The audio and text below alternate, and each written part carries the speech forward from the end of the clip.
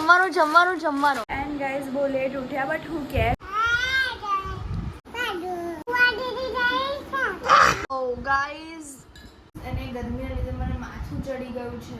Hey guys welcome back to our channel અને કેમ છો તમે બધા? Good morning and I hope કે તમે બધા ફિટ એન્ડ ફાઇન હશો. અને આજે છે પીટી એન્ડ વિથ એસેમ્બલી તો વી આર ક્વાઇટ એક્સાઇટેડ. હું વર્કશિપ પ્રેયર અને ઇન્ટરેસ્ટિંગ ફેક્ટ્સ માટે છું અને પૂર્વ તો પ્રેયર અને વર્કશિપ માટે છું. પણ મને બહુ હસો આવતો તો પ્રાચી બોલી વર્કશિપ ગાઈઝ ઇટ હેપન્સ એન્ડ સવાર લાઈક સારી જાય છે સવાર. અને આજે પીટી છે અને એકદમ લાઈક પ્રોપર ડ્રેસમાં જવાનું હતું કારણ કે અમારે એસેમ્બલી છે અમારા ક્લાસની, એટલે અમે સ્ટેજ પર ચડશું અને થોડું જ્ઞાન આપશું બધાને. સો લાઈક દેટ એન્ડ બસ સવારમાં બહુ બોલવું નહીં ગમતું મને. સો સ્ટે ટ્યુન. જ્યારે અમે સ્કૂલથી આવી જઈશું ત્યારે તમને બ્રીફમાં કહીશું કે શું થયું. જો કંઈ પ્રોબ્લેમ થશે તો એ તમને જણાવશો. સો સ્ટે ટ્યુન. પછી મળીએ. પપ્પા આલુ બુખારા છે. આ અંજીર છે, કોઈ આલુ બુખારા નહીં. આ શું કહેવાય? અમે તો આલુ કહીએ. હા એ બટેકા. પછી આ બધા કઠોળ લાવ્યો છું કારણ કે વરસાદ બહુ પડવાનો છે તો ઘરમાં કઠોળ હોય વધારે સારું. જો બધી જાતના ગાઈઝ બાય ધ વે ખાવાનું રેડી છે. વાલ નથી લાવ્યો ખાલી, બસ બાકી બધા કઠોળ લાવ્યો કારણ કે મને નહીં ભાવતા. જો ભાઈ સખત છે. આને શું કહેવાય પપ્પા? મુક્તિ કહેવાય. શું કહેવાય? મુક્તિ. Actually માં તમને જણાવી દઉં કે પૂર્વ પ્રાચી ગોરો પણ નહીં રહેતી અને વર્ત પણ નહીં રહેતી. Still અમે ખાઈએ છીએ. આ કાજુ બદામ આ કેવું ખબર? બસ મમરાવા માટે ખાલી આ છે દ્રાક્ષ. હા લાવો તો તમને એક ફૂલ વોર્નિંગ આપી દઉં છું કે કાજુ બદામ કે દ્રાક્ષ કોઈ પણ વસ્તુ ફ્રીજમાં મૂકવી નહીં. હા પપ્પા. બહાર હોય તો નેચરલ સ્વાદ આવશે. ઓકે. બહાર હશે તો યાદ બી આવશે તો ખાશો. હા એ મૂકી આટલા નાના ડબ્બા પેલા નહીં આવે એ ડબ્બામાં અહીં ક્યાંક મૂકી ટીપા પર મૂકીને સેટ કરીને બધું સાઈડમાં કરી દઈશું. ના હોય. યસ. સો સ્ટે ટ્યુન ગાઈઝ. જમવાનું તો દેખાડ હમણાં. હા ચલો.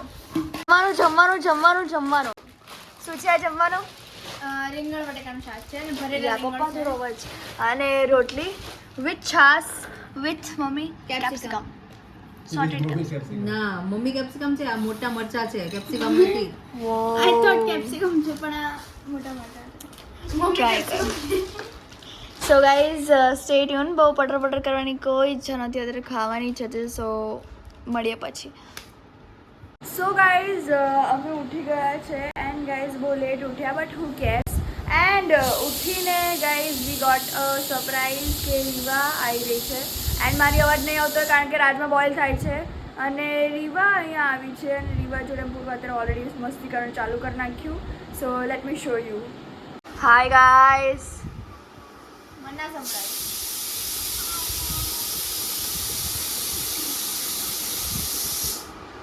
બોલ, મને ના સંભળાયું. Hi guys. લાફો મારી સામે હું એવું વિચારતી હશે. કયો છે? લાઈટ પર્પલ બોલાય ને પણ ડાર્ક પર્પલ બી હોય છે આમાં. ચૂપ રે બાબુ. તને ભાવે છે? જેમ્સ ભાવે છે? કહી દે જેમ્સ આપજો મને બધા. કહી દે. યો નહીં કહું તો નહીં તેટલું બોલાઈએ તો નથી પૂરું થઈ. હા ફેંકી દો. ડસ્ટબિનમાં ફેંક. ડસ્ટબિનમાં ફેંકી દો. આમ જો તો ખરી તું યાર, આવું કરવાનું. યુ કેમ? આઈ લવ યુ જો.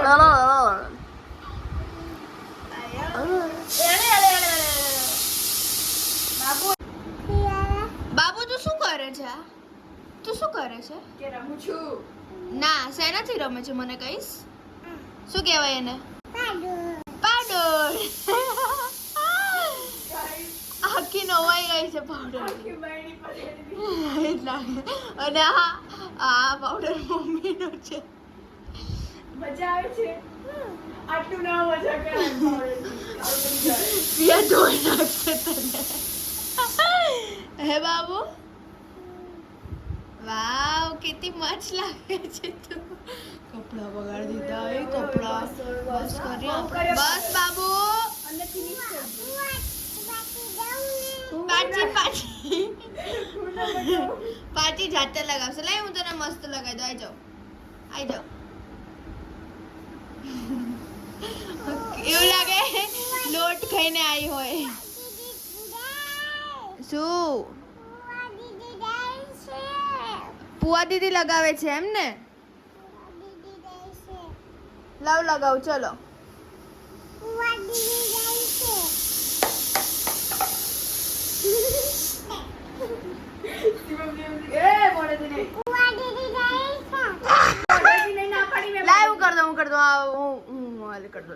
સો ગાઈઝ આજનું ડિનર છે કર્ડ રાઈસ એન્ડ હું બોલવાની હતી દહીં ભાત but it is kind of same and તમે વિચારતા હશો કે આટલું ડ્રાય કેમ છે તો ગાઈઝ મેં જ કીધું હતું કે થોડું ઓછું દહીં નાખજે તો બહુ આમ લાઈક યુ નો ખાટું ના લાગે એન્ડ પૂર્વા ડાયટિંગ કરવાની છે હવેથી તો એ મગ ખાય છે એન્ડ અમે તમને ડેફિનેટલી તમે જણાવશું કે એ શું ઇન્ટેક લે છે ડાયટિંગમાં હા પૂર્વા સો એ મગમાં અત્યારે મીઠું નાખ્યું દૂધથી ઇન માય ઓપિનિયન એન્ડ બીજું શું નાખ્યું I don't know so guys stay tune જ્યારે પૂર્વા આવે ત્યારે જણાવશે કે એણે શું એડ ઓન કર્યું છે સો બન્યા રહેજો. તને સારું લાગે છે આવું બધું ખાઈને? અમને તો બહુ મજા આવે છે. ફર્સ્ટ ડે છે. હે હજી ફર્સ્ટ ડે છે પછી કાલે મમ્મી કઈ નહીં ખાલી lemon and water and ice cubes. Wow guys half lemon છે આમાં અને હાફ આખું આમાં છે. My inspiration is equals to Purva Prajapati. અને આમાં મેં ખાલી સોલ્ટ આમાં શું છે તો તેમાં નાખ્યું છે જે મેં બોઇલ કર્યા હતા ને એ વધારે મેં બોઇલ થઈ ગયા છે. હા. પણ ચાલે ગાઈસ ખાલી મગ જ છે ને તો ખાવા જ છે ને આપણે. યા એમાં થોડી જોવાનું કે એકદમ તકલીફ થઈ ગઈ બટ કાલથી હું સ્પ્રાઉટ્સ મમ્માથી કરાવી દઈશ અને મમ્મી તો પછી સ્પ્રાઉટ્સ ખાશું. સ્પ્રાઉટ્સ કરવામાં 2-3 દિવસ થાય બાય ધ વે. ટ્રાય તો કરશો ને તો તારું કામ કરને હા ત્યાં સુધી હું બીજા કઠોળ ખાઈશ. ગાઈઝ રાજમા અમે બોઇલ કર્યા બટ અમને અત્યારે ઈચ્છા નથી કંઈ ખાવાની રાજમા એટલે અમે થોડું લાઇટ વેટ ખાવાનું વિચાર્યું એટલે રાજમા ફ્રીજમાં મુકાઈ દીધા. તો મેં આ મગમાં મીઠું નાખ્યું છે અને લીંબુ નાખ્યું છે અને થોડુંક લાલ મરચું ખાલી થોડું અડધી ચમચી ના તો અડધી ચમચી તો નાખવું પડે ને તો વધારે નહીં નાખવાનું. બહુ પંચાયત કરી બાય ધ વે હા અત્યારે મને ભૂખ લાગી જ પૂરવા. આ મસ્ત લાગે છે. મને બી મારા કર્ડ રાઈસ બહુ સારો લાગે છે. ના નોટ ઇન્ટરેસ્ટેડ ટેસ્ટ કરો. બિલકુલ નહીં interested. So guys stay tune. Purva રહી છે ડાયટમાં ના પૂર્વાએ કરી diet. Hi guys hello guys ના ધીમા કહો હાય ગાઈઝ ગાઈઝ આજે એની તબિયત નથી સારી ને એટલે મસ્તી ના કરે ગાઈઝ પછી અમે જોયું ને મને લાગ્યું ગરમ છે પણ મને તો થોડી ખબર પડી એટલે મમ્મી જો ને એક તો થયેલું છે કારણ કે એને મૂડ જ નહોતો આજે એટલો કારણ કે ખબર નહીં લાઈક ઘરે આવી તો એ ખાલી સુહાના દીદીનો વિડીયો જોયો તબા ચુન્નાના દીદી નહીં ચુવાના દીદી ચુવાના સુહાના ચુવા